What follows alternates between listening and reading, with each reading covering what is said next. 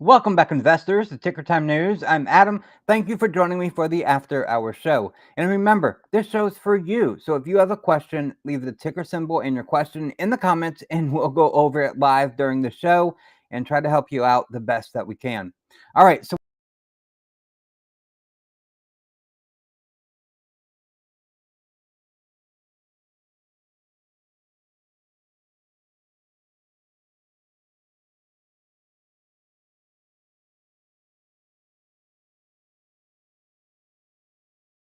there we go. All right. Coming back. Coming back. Here we go. All right. I apologize for that. That happened once before, too, uh, for us while we were going live. One more button to click here. Make sure the chat's back open. Okay. All right. So remember, this show's for you. So if you have a question, ticker symbol question in the comments, and we'll go over it. Hopefully, we don't have any more technical issues with our live stream. All right.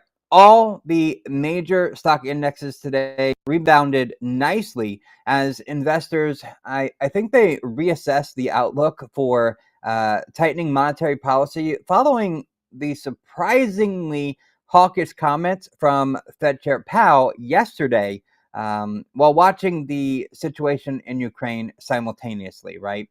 Technology stocks were among the top gainers today as investors returned to faster growing companies and bank shares. They also benefited from today with the long term interest rate hikes on the horizon. Also, Nike, it gained on strong third quarter results. Today's rally lifted the S&P 500 back above its 200-day moving average. Now, I'm going to get rid of volume here on the chart for just a moment. This is the S&P 500 daily view. So each candle represents one day. Now, on Sunday, I said that if the S&P 500 would close above this purple line here, which is at 4470, that we're going to go all the way up to this top yellow box here, which is somewhere between 4580 and 4590. I could see us getting in there tomorrow or maybe on Thursday, reaching that point. And then we've got some real resistance that we're going to have to deal with. If we go back and look on the chart here, February the 2nd and February the 9th. Now, money flows, relative strength were not as strong at that point, but that was 2 times we hit this wall at 4580 to 4590 on the S&P 500, and we got rejected off of that. Remember, the last strong rally we had was this 4-session rally beginning on January the 28th and ending on February the 2nd when it hit that wall right there at 4580 to 4590, and we got rejected. We tried again about 5 sessions later, and we got rejected again, and that sent us to our yearly lows for the year. But we are in a stronger rally right now. It's backed by, if we look at the RSI, which is the first box down here underneath the candles, we can see that the RSI, and let me get my little brush out here, the RSI has been going up, right? We've got a little softening of the top here happening right now, mainly from yesterday going nowhere in the market. And then, of course, our money flows going all the way back to the 14th when the death cross occurred, they have been rising as well. So we've got two big signals here pointing to a strong rally that is occurring right now. And I do believe we're going to go to this yellow box up here at the top, which is between 4580 to 4590 for the S&P 500. And then where we go after that, if we break through this area right here on the stock chart, then we're going to go and retest all-time highs. That's what's going to happen. If we break above 4590, right, then we're going to go all the way up here to 4820 and retest the all-time high of 4880 18 that we have on the books. So that's my belief right there. So again, strong resistance for the S&P 500 right here at 45.80 to 45.90. Now, there's one negative signal that I want to reference here, and that's volume, okay? When I bring volume back up here on the chart, let's look at this together. Let's get the candles out of here for right now. If we look at volume, okay, we have this great big green candle here. And this was on March the 18th, right? March the 18th, we had this big green candle. Outside of that one anomaly, that one green candle, right now, volume is trending down, okay? Oh, here we go. Volume is trending down. That's the only one negative sign that I see right now on this setup for the S&P 500, which is telling me that yes, we could creep up here to this 45.80 to 45.90 on the S&P 500, but then we might just get rejected at that resistance and then come back down and maybe retest this 44.70 as support instead of 44.70 being our resistance and our point of profit from our snapback rally after the death cross occurred on March the 14th.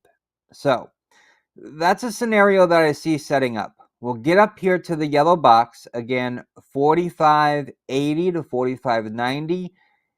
If volume is continuing to go down, if the relative strength index starts to flatten out, then it's a good possibility that when we reach this point, we're going to get rejected like we did back here on beginning of February, right here in this area, where we have those two rejections at this point on February the 2nd and again on February the 9th, where we got rejected and that sent us lower.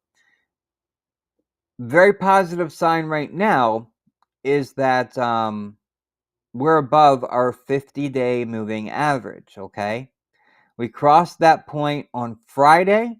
We closed above that point on Friday, stayed above it yesterday, and of course moved further away from it today.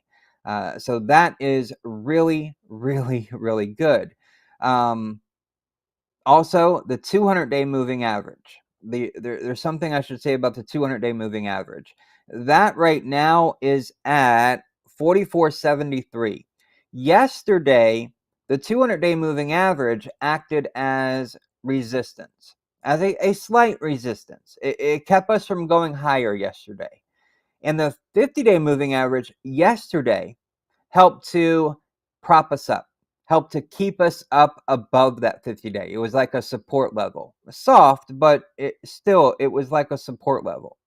And remember the old saying, we used to talk about it all the time when we were, rallying all the time. When it comes to the 50-day moving average, bullish above, bearish below. Okay? So always keep that in mind. So there's some developments on the S&P 500 there on where I think we're going next and what could happen. So I'm still in it long until we get to this 45.80, 45.90, and then I'll reassess what things look like from that point. I may take profits at that point, or I may stay in it, because if we break above it again, then I think we're going to melt up and go to new all-time highs. Now, something else I should mention about the NASDAQ today, and that is that the NASDAQ today was able, and this is really good news, the NASDAQ reclaimed its 50-day moving average today, and that's at 13,800.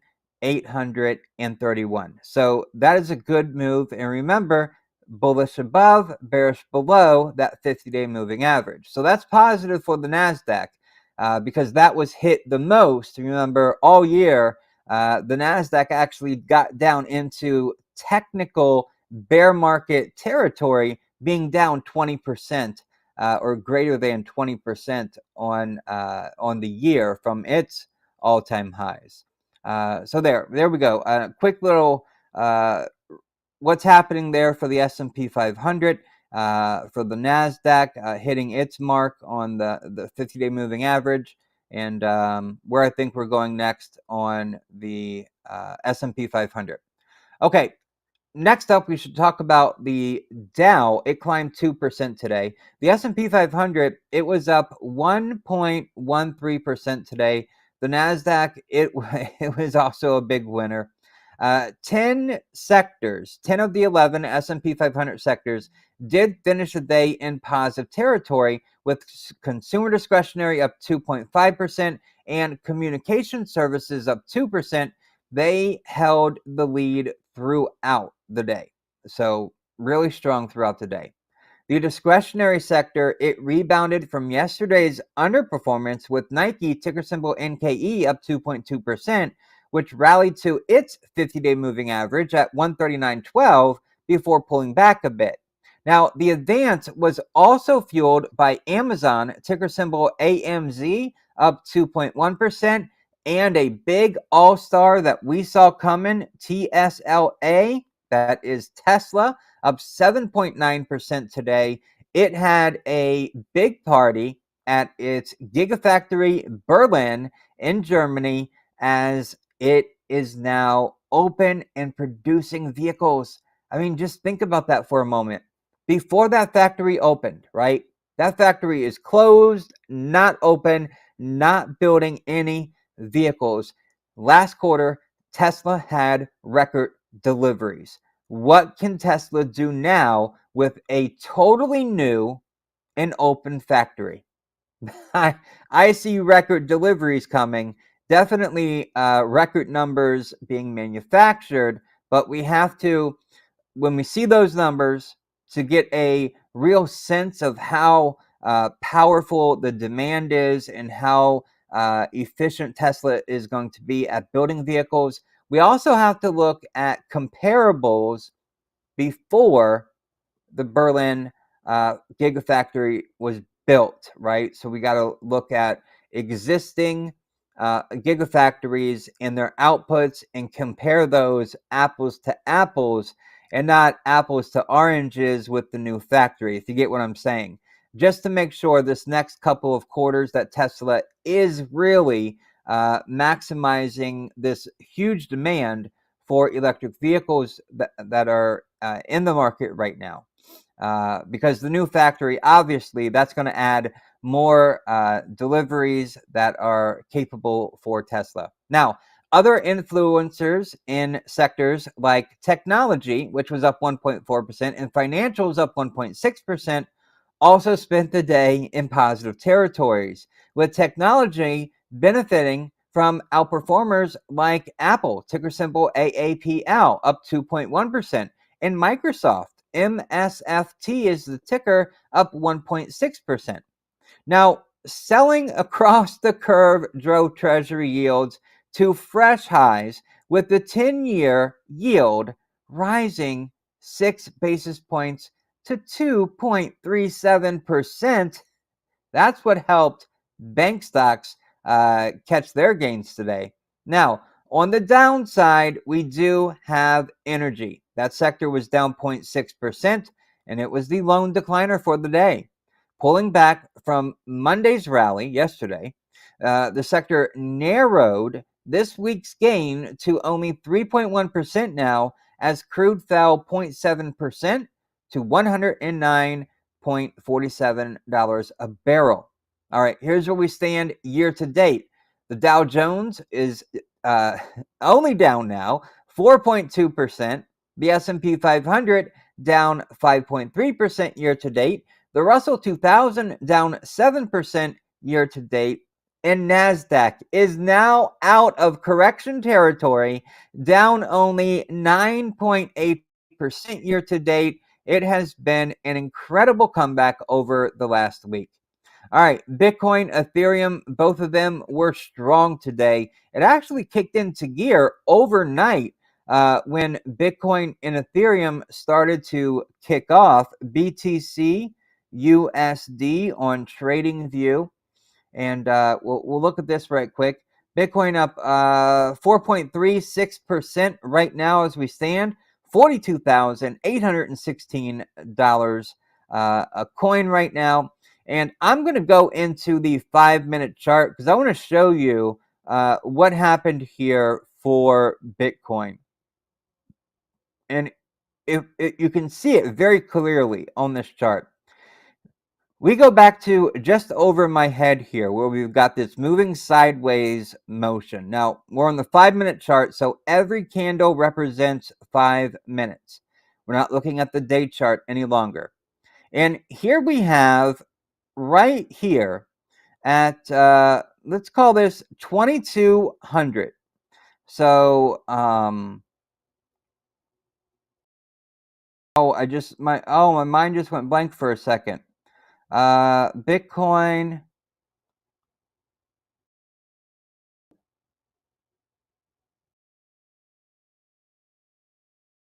$9 is that what it would be? 9 o'clock in the evening here on the East Coast. But 2200, that's when we had this giant green candle form. And then Bitcoin, and I'll get my drawing tool out here.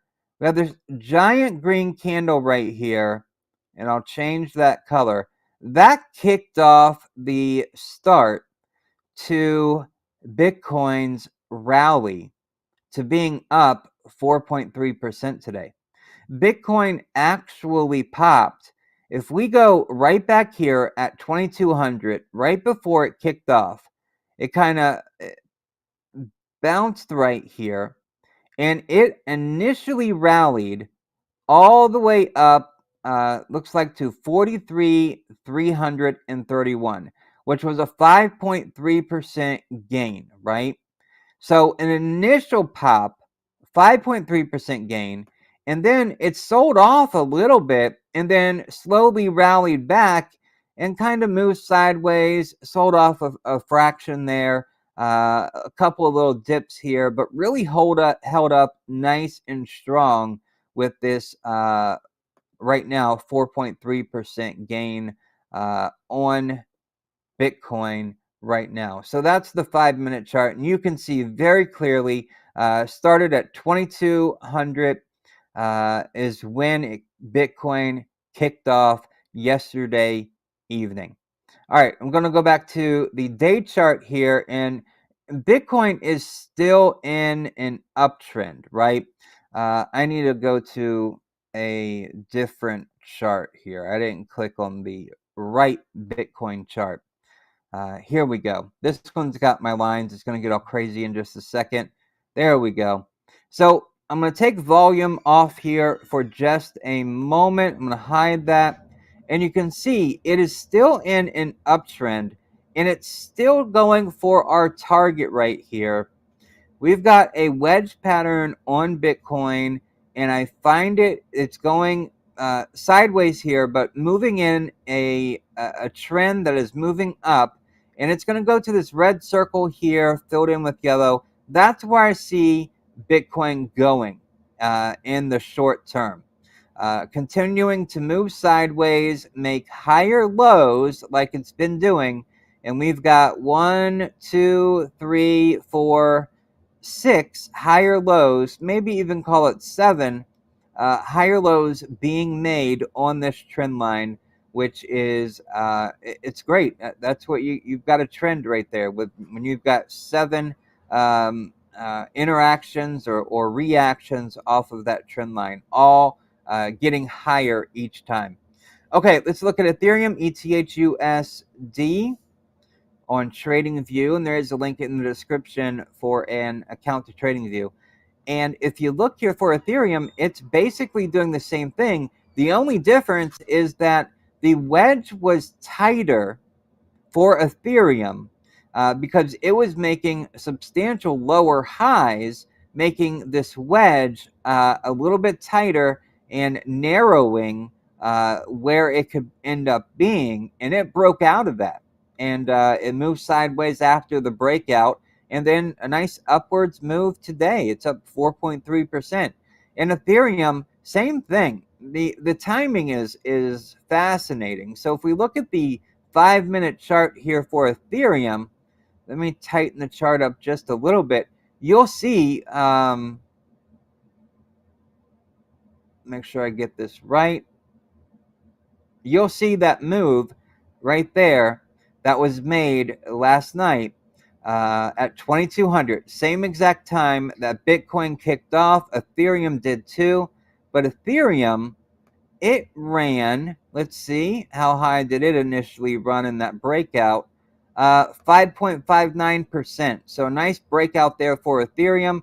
And again, at the exact same time Bitcoin did, Ethereum also broke out and had a very similar pattern throughout the day. All right, that's Ethereum, that's Bitcoin, 5-minute count chart there, going back to the daily view. And Ethereum, I think it's moving up, and it should find resistance when it gets around 3150 to 3160. That's when Ethereum is going to find some real resistance. Right now, there's not much resistance on Ethereum as it slowly makes its way up higher, right? The only thing that can provide selling pressure on Ethereum right now, and the same thing with Bitcoin, is headline news. Really, that's it. The market has been so fragile to headlines that when there is no support or resistance there for any particular security, headlines have been driving the market. Now we're starting to get back to some technical indicators, and they're working.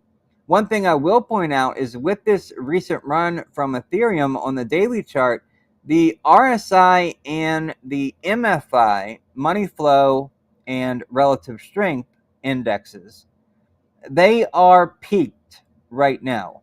So I wouldn't necessarily say we're going to see another burst maybe overnight from Ethereum or Bitcoin. I think they have to cool off a little bit, maybe have a red day or two in there because they are getting relatively hot to where they've been running. Now, I will put a little side note there. Even though, if we look on the relative strength down here, even though it's at the top of where it's been short term, it's at a 63. Now, longer term, if we went further back in history, we'd see that Ethereum ran hot, like 70 and 80 points on RSI were more like the tops of short-term cycles with Ethereum and Bitcoin. So it's not running as hot as it usually does. So that could also maybe provide a little upward momentum for it. I'm not seeing it yet because it hasn't happened for a while, but it is something that does happen. I mean, if we go back here and look, the last time that it was that high at 80 or near 80, this looks like it was right about 80 or 79.5 or 80, would be September the 4th. So you got to go way back to find it running hot like that. Okay, so that's Bitcoin and Ethereum. Here's a couple stocks that I am watching for tomorrow. The first one is Winnebago. Ticker symbol is WGO. Winnebago, it reports its earnings tomorrow before the market opens. And you can see here on the chart, since its last earnings report, it had a burst, but it's been selling off like crazy. They are expecting earnings growth of 37% year over year to $2.94 a share on EPS, and revenue growth of 31% year over year to $1.1 billion. Now, after its main rival, Thor Industries, ticker symbol THO, they posted their largest EPS beat in 5 years, over $1 a share. That was impressive, and it was also posted very exciting revenue upside, and that all occurred earlier this month, I believe on the 9th. So that does hold up pretty well for Winnebago when they report tomorrow morning. And Winnebago did get a slight boost because of that. However, though, the RV industry is still a bit uncertain. It's been running hot, and quite frankly, the stock just is not representing how the RV industry is really performing, because it's a really hot industry, and it's been hot all pandemic long, since 2020. Same with Thor Industries, and of course, Winnebago. Now, given our current situation, though, when we combined rising interest rates with soaring gas prices, those two things are not that great. Winnebago, so I would say, is not quite out of the woods yet either on supply chain hurdles. In its previous quarter, Winnebago did note that supply chain challenges would persist throughout 2022. So, despite these supply chain headwinds, Winnebago is still expanded its gross margin by 250 basis points year over year in its previous quarter, and I believe that went up to 19.8%. Now, Winnebago, it trades roughly 17% lower year to date, and I believe that's what it was the last time I checked, but that was before the close. Okay, 16.7 right now. So we could round that up to 17, but 16.7, it's down year to date. Its valuation right now is only 6 times fiscal year 23 earnings. So that's very attractive. It's at 62.75 right now, up 3.8% today, up 6/10% in after hours. Obviously, people are getting excited for earnings tomorrow morning. Now, it's also got a dividend yield of 1.2%. That's also very helpful. But it's off of that $85 a share high that was reached a while back, right? So it's been a while. Also, both Winnebago and Thor Industries, they're both working on EV tow behinds and motorized vehicles. So they're moving in the direction of the future, which is good. So we got that. Now, EVs, though, they don't have anything that is released to the public just yet. So it is a very tiny part of its business, but it is taking up part of the R&D as they research these things for the RV industry. Now, the RV industry in total, it forecasts projected total North American wholesale RV shipments coming in at the second best year on record. So that's what is going on with EV industry and Winnebago. The other stock that I'm watching tomorrow is Petco, Health and Wellness Company, ticker symbol WOOF, WOOF. There we go, Petco. Okay.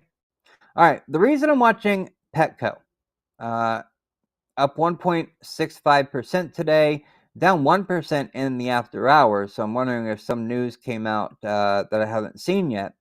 But the reason I'm bringing up Petco is they're going to hold the company's first ever investor day.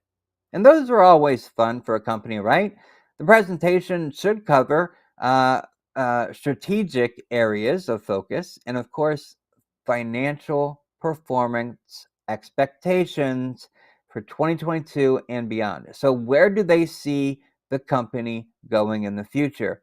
All of these new pet owners, right, from the pandemic, what are they doing, right? Are they really in the market? And with inflation rising, are they able to keep these pets that they got? Hopefully they are. So we should get a good read on Petco and that industry tomorrow as they dive in to their first investor presentation. So I find that interesting. All right, well, that's everything that I wanted to talk about today. So I greatly appreciate you joining me for that. Remember, if you do have a question, leave the ticker symbol in your question in the comments, and we'll go over it live during our show. And if you're watching the replay, same thing, and we'll just go over it during tomorrow's live stream. So if you found this information to be helpful, informative, actionable, then click that like button. That lets YouTube know that you thought these videos are helpful, actionable, informative. Also, take that URL and share it. That is the best thing that you can do to help support the channel. And click that first link in the description. If you want to beat the market with us, you can do that as well. All right. Thank you, ladies and gentlemen, for joining me today. I greatly appreciate it. And I'll see you in the next video.